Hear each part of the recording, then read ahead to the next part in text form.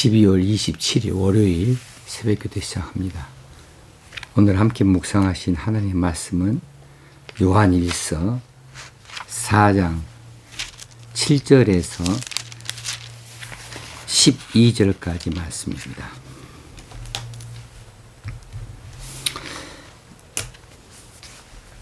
(7절입니다) 사랑하는 자들아, 우리가 서로 사랑하자. 사랑은 하나님께 속한 것이니 사랑하는 자마다 하나님으로부터 나서 하나님을 알고 사랑하지 아니하는 자는 하나님을 알지 못하나니 이는 하나님은 사랑이심이라. 하나님의 사랑이 우리에게 이렇게 나타난 바 되었으니 하나님이 자기의 독생자를 세상에 보내심은 그로 말미암아 우리를 살리려 하심이라.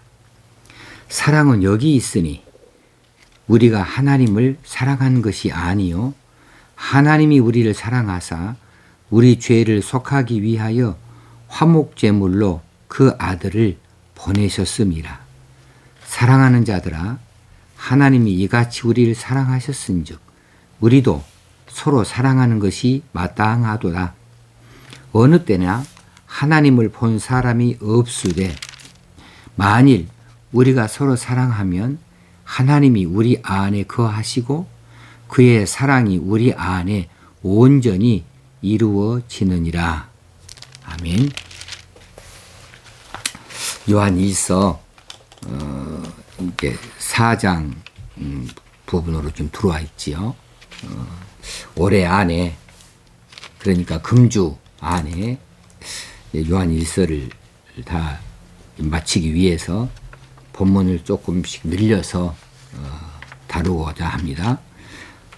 3장 1절에서 4장 6절까지 이 말씀에서 요한 사도는 하나님의 자녀된 성도가 갖추어야 할 신앙의 삶에 대해서 말씀해 주셨습니다. 서로 사랑하라는 것이죠. 가장 중요하게 다루는 부분이 하나님에 속한 자는 사랑한 일을 하는 사람이다. 이 제목을 가지고 말씀해 왔는데 이제 오늘 본문에서부터 5장 3절까지에서는 독생자를 우리를 위해서 주신 하나님의 사랑을 우리가 받았으니 이제는 우리가 그 하나님의 사랑의 계명을 지켜 살아서 사랑하는 모습을 통해 하나님을 드러낼 것을 권면하고 있습니다. 4장 7절 말씀부터 살핍니다. 잘 아시는 말씀이죠. 사랑하는 자들아, 우리가 서로 사랑하자. 사랑은 하나님께 속한 것이니 사랑하는 자마다 하나님으로부터 나서 하나님을 알고. 여기서 사랑은 아가페의 사랑입니다. 사랑이 여러 가지 종류가 있는데 여기서는 아가파오, 하나님의 사랑, 희생의 사랑을 말하고 있습니다.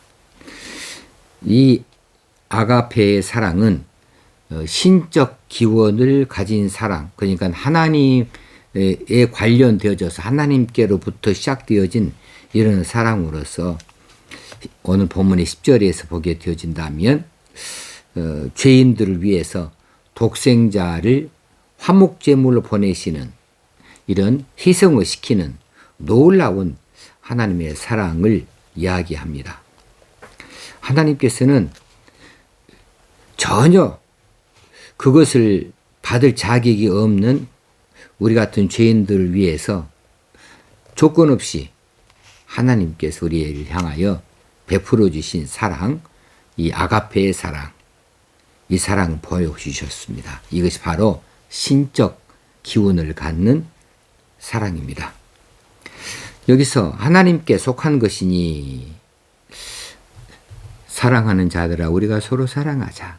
사랑은 하나님께 속한 것이니 에서 이 아가페의 사랑이 본질적으로 사람에게 속한 것이 아니고 하나님께 속한 것을 강조해 주고 단언해 주는 구절이지요.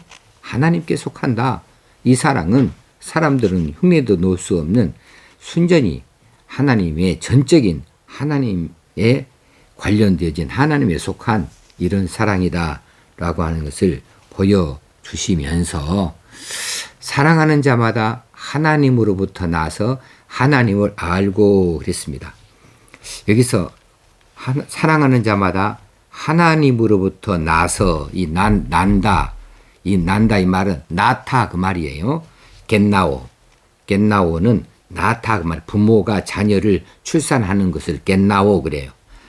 불신자를 복음으로 거듭나게 하는 것도 영적으로 나는 거죠.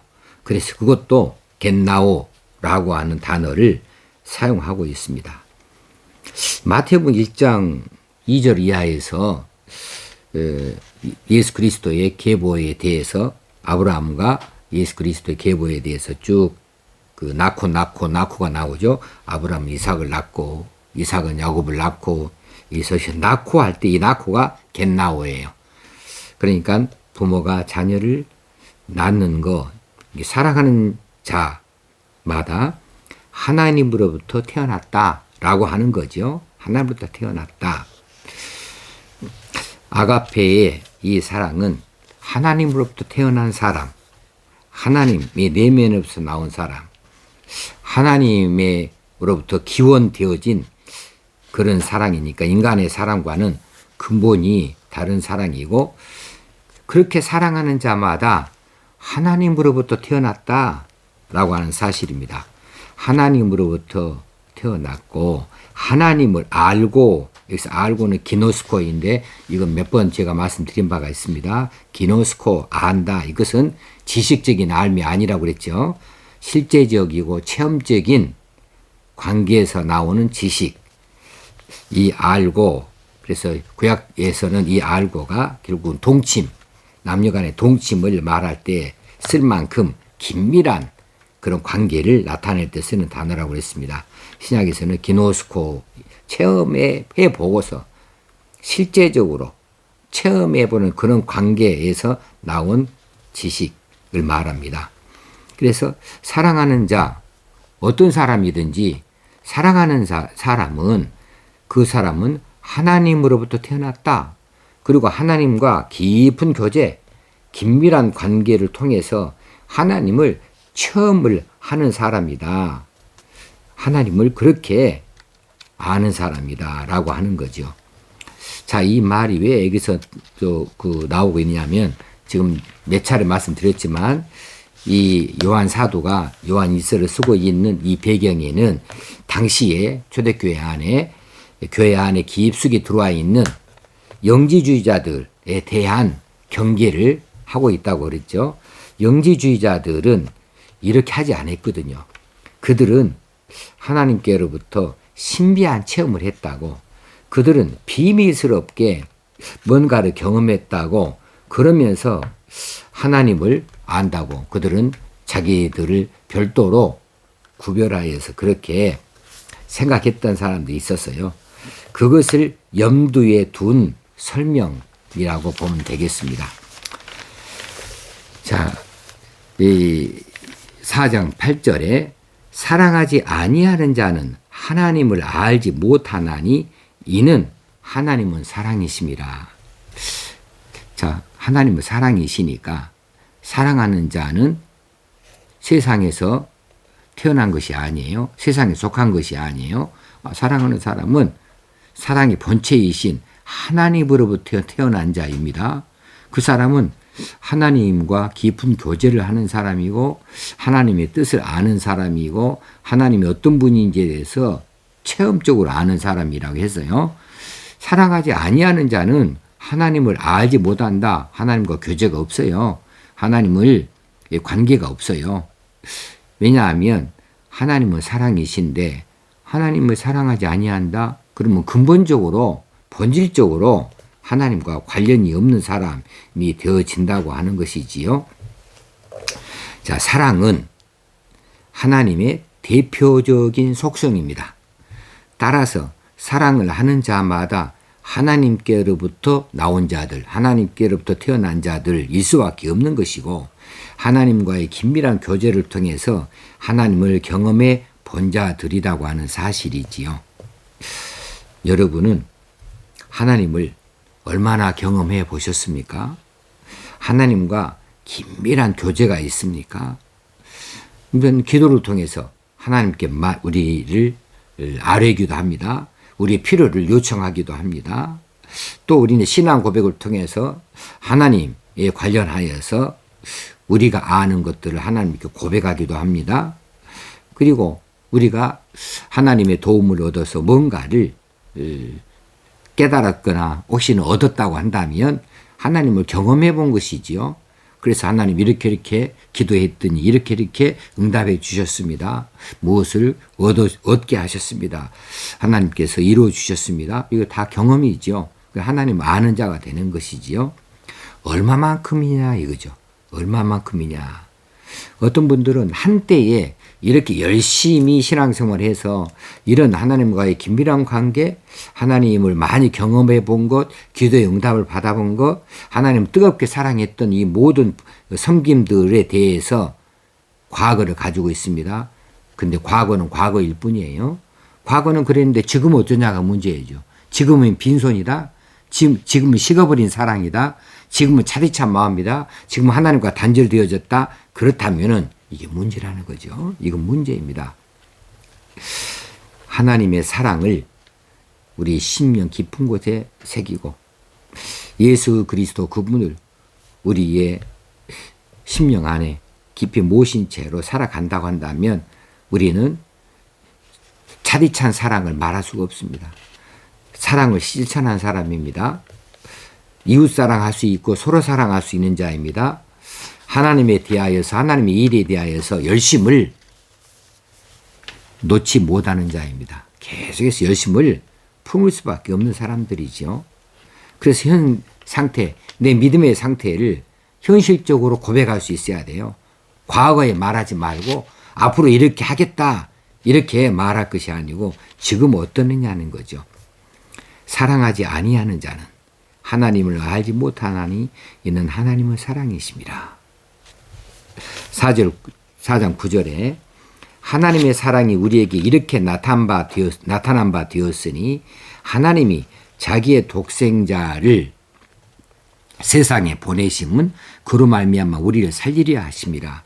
하나님의 사랑이 죽을 수밖에 없는 이 죄인들, 영원토록 멸망될 수밖에 없는 우리들, 하나님의 진노 가운데 있을 수밖에 없는 우리들을 살려내려고 살리시려고 하나님이 사랑을 우리에게 베풀어 주셨는데 그것이 무엇이냐 하면 바로 독생자를, 자기의 독생자를 우리에게 보내셔서 이 독생자를 통하여서 우리를 살리려 하셨던 것이다. 그것이 하나님의 사랑이다. 하나님의 사랑이 우리에게 이렇게 나타난 바 됐다. 하나님의 사랑이 우리에게 이렇게 입혀졌다. 그런데 이것을 깨달은 자들은, 그것을 깨닫고 아는 자들은 그 사랑을 입었다고 고백하는 자이고, 그래서 하나님의 사랑을 가슴에 담고 심령에 담고 그리고 하나님의 사랑의 사람으로 처신을 하는 것이고, 하나님의 뜻을 쫓아 살겠다고 자신은 버리고 하나님의 뜻을 앞장 세우는 사람이 되어지는 것이고, 이 하나님의 사랑이 이처럼 우리에게 이미 2000년 전에 나타난 바 되었지만 이것을 모른다. 나타났는데 이것을 모르고 산다. 그럼 하나님의 사랑을 모르는 거예요.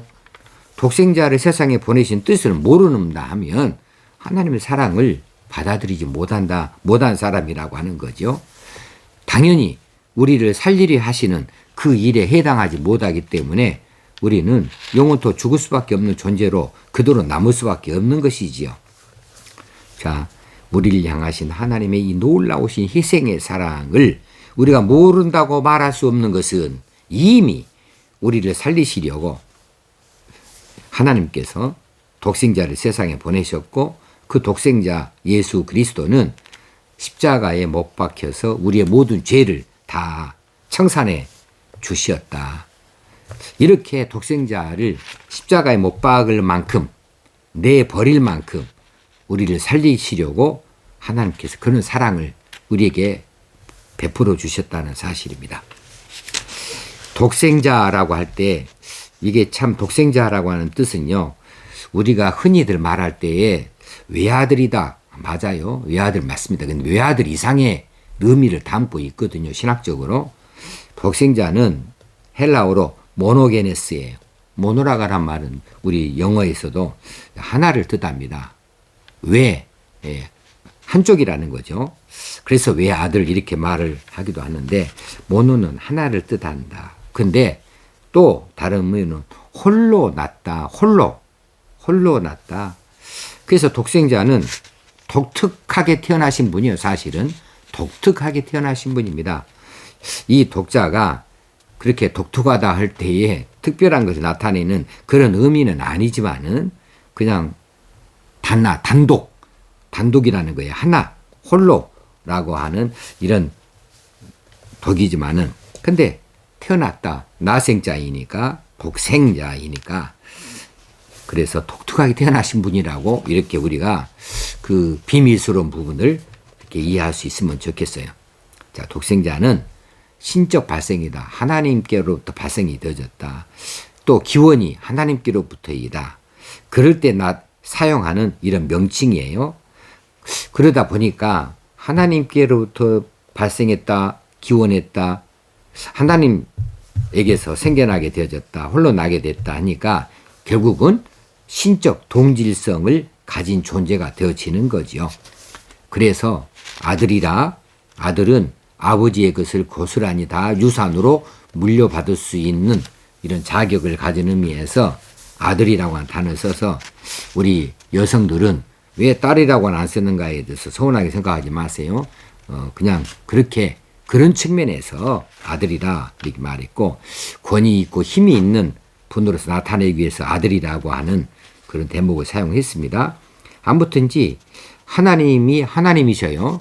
그러면 이 독생자도 하나님에게서 태어나셨으니까 그러니까 하나님이셔요. 독생자도 하나님이시다. 그래서 예수 그리스도 그분도 하나님이시다. 하나님이 전혀 원래 성부 하나님이나 성자 하나님이나 성령 하나님이 그 활동하시는 그 역할에서는 다를 뿐이지만은 다른 것에서는 조금도 차이가 나지 않는 동질성을 갖고 있습니다. 자, 독생자를 세상에 보내심은 그로 말미암아 우리를 살리려 하심이라. 우리를 살리기 위해서 이 살린다 말은 자오 그래요. 자오라고 하는 말은 영원한 생명을 소유하는 삶을 나타낼 때에 자오라고 하는 단어를 씁니다. 영원한 생명을 소유한 채로 살아가요. 그렇게 되어진 것을 살린다. 영원한 생명을 소유하도록 하는 것이 살린다 하는 뜻입니다. 죄로 말미암아서 영적 사망 상태에 빠진 인간들은 스스로의 능력으로 거기서 빠져나올 수 없다. 죄 없으신 예수 그리스도께서 우리를 죄 없이 하시는 것, 그것으로 말미암아서만 우리가 죄에서 해방이 되어줄 수 있고 생명을 얻을 수 있는데 이 생명이 예수 그리스도에게서 하나님께서 나온 생명이니까 영원한 생명이다라고 하는 사실입니다. 자, 10절에서 사랑은 여기 있으니 우리가 하나님을 사랑한 것이 아니요 하나님 우리를 사랑하사 우리 죄를 속하기 위하여 화목제물로 그 아들을 보내셨습니다. 자, 진짜 백이 사랑이라고 하는 바로 이런 거다. 이런 뜻이죠. 사랑은 여기 있다. 진짜 백이 사랑이라고 하는 것은 이런 것이다. 하나님이 우리를 사랑하신 것이지 우리가 하나님을 사랑하는 것은 진짜 백이가 될 수 없다. 하나님 우리를 사랑하시는 어떻게 사랑하셨냐 하면 우리를 죄 가운데에서 우리의 죄를 용서하시기 위해서 속하기 위해서 용서하시기 위해서 그의 아들을 화목제물로 보내셨다. 제물로 보냈다는 거예요. 제사에서 제물로 피 흘려서 죽게 하는 이 제물로 보내셨다. 이것이 사랑이다. 사랑이란 이런 것이다. 하나님의 사랑이란 이런 것이다. 라고 보여주죠. 자, 여기서 화목제에 대해서 알아야 됩니다. 화목제에 대해서는 로마서 1장이나 혹시는 그 히브리서를 통해서 우리가 잘 설명을 받을 수가 있습니다.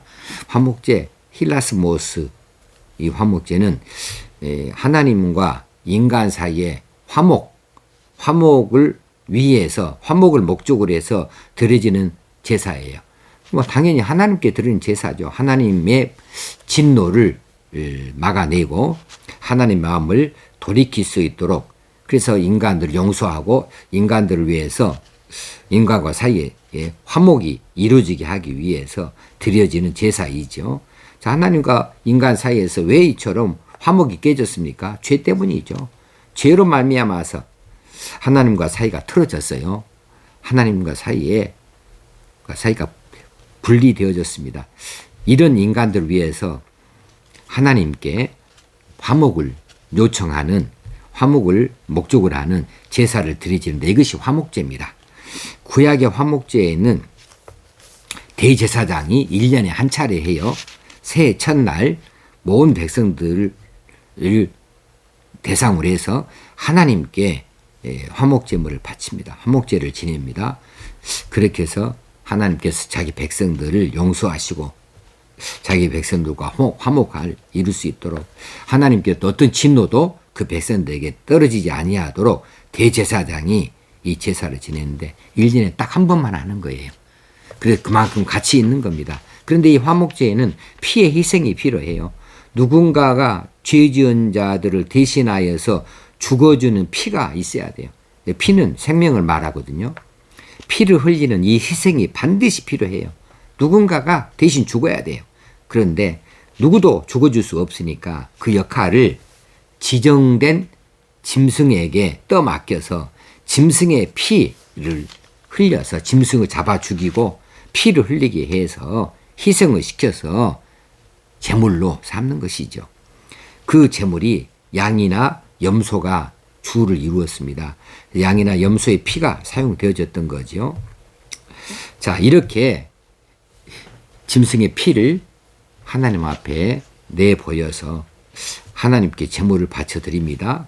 생명을 바쳐드림으로 모든 사람, 그 백성들의 생명을 다시 한번 살리는 것을 대제사장이 희생 제사를 통하여, 화목 제사를 통하여서 하나님 앞에서 이루게 되어지는 거죠. 자, 그런데 이 화목 제사는 불완전한 것이더라는 거예요. 불완전해서. 인간도 유한합니다. 대제사장도 생명에 끝나는 날이 있고요. 또 이 동물의 피도 불완전한 것입니다. 그래서 이 죄의 문제를 완전히 해결해 줄 만큼 완전한 이 희생 화목 제사가 있을 수가 없어요. 희생 제물도 그러하고 또 드리는 이 대제사장도 그러하고, 그리고 그 제사를 지내는 성소도 그러하고요. 완벽할 수가 없어요. 그래서 인간과 하나님과 사이에서 화목되는 일이 불완전할 수밖에 없습니다. 그래서 하나님께서는 백성들의 죄를 속량하시고 하나님과의 온전한 화평을 이루시기 위해서 화목 제물로 그 아들을 보내셨습니다. 그 아들을 피제사의 제물로 내놓으셨다는 것이지요.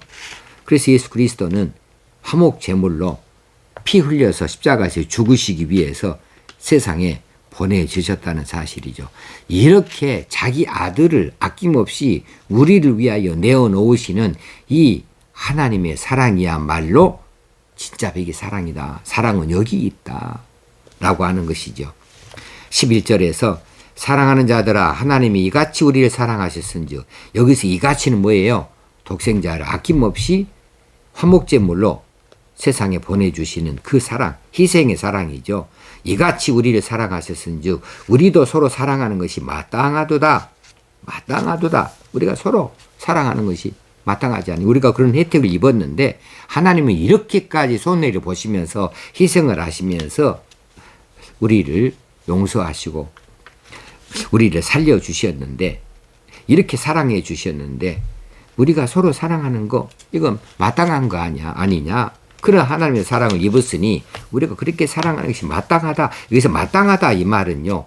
오페일로라고 하는 단어를 썼어요. 마땅하다 이 말은 채무자가 빚을 채권자에게 당연히 갚을 책임이 있을 때 이것이 마땅한 거예요. 그러잖아요. 남의 돈을 빌려왔는데 돌려주는 거 마땅하죠. 당연하지요. 그럴 책임이 있지요. 이것은 마땅하도다 그래요. 우리도 서로 사랑하는 것이 당연하다. 그럴 책임이 있다. 서로 사랑할 책임이 있다. 이런 뜻으로 마땅하도다 하게 됩니다. 12절에 어느 때나 하나님을 본 사람이 없으되 그래요. 구약이든 신약이든 하나님 본 사람 없습니다. 구약의 경우에 하나님을 보기만 해도 즉사합니다. 하나님 본 것을 어디서 봅니까? 이제 그 하나님의 그 임재 장소라고 말하는 이 법궤, 연약궤라고 말하는 이 법궤를 손만 대도 즉사예요. 그리고 그 법궤 뚜껑을 열었다? 누구든지 즉사합니다. 현장 즉사예요. 그래서 하나님 본 사람이 없어요. 만일 우리가 서로 사랑하면 하나님이 우리 안에 거하시고 그의 사랑이 우리 안에 온전히 이루어지느니라. 어느 때 하나님 본 사람이 없습니다. 이 시대에도 그렇습니다. 그런데 하나님을 증명할 방법이 있다는 거예요. 왜요? 우리가 서로 사랑하면 하나님 우리 안에 거하시기 때문에 우리 안에 거하시는 하나님을 누가 의심할 수 있겠는가? 그의 사랑이 우리 안에 온전히 이루어지느니라. 온전히 이루어진다. 우리가 서로 사랑하면 하나님의 사랑이 우리 안에 온전히 이루어진다. 여기서 온전히 이루어진다고 하는 말은 테텔레스타이, 우리가 잘 아는 단어죠. 테텔레스타이라고 하는 단어이고 오늘 본문에서는 텔레이오오라고 하는 단어로 사용되어졌습니다.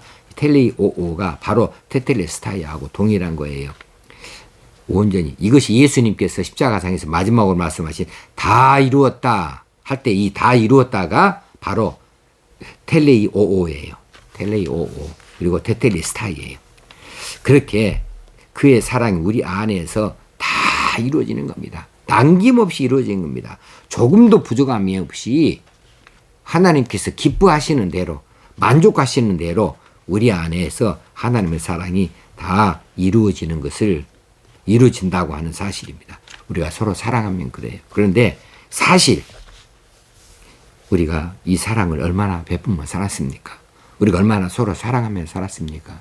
부부간에조차도 맨날 다툼이고 맨날 가정이 찌그덕거리고 시끄럽고 친한 친구 사이에서도 맨날 다툼이 있고 시기하고 질투하고 조금 좀 친한 척 하다가도 금세 뭔가 중간에 하나 끼어들면 그저 틀어져 가지고 한 달씩 두 달씩 말도 안 하고 살고 서로 앙심을 가지고 살고 서로 사랑하는 일 우리가 잘하지 못하고 있습니다. 예수 믿는 사람인데 그렇게 못하고 있습니다.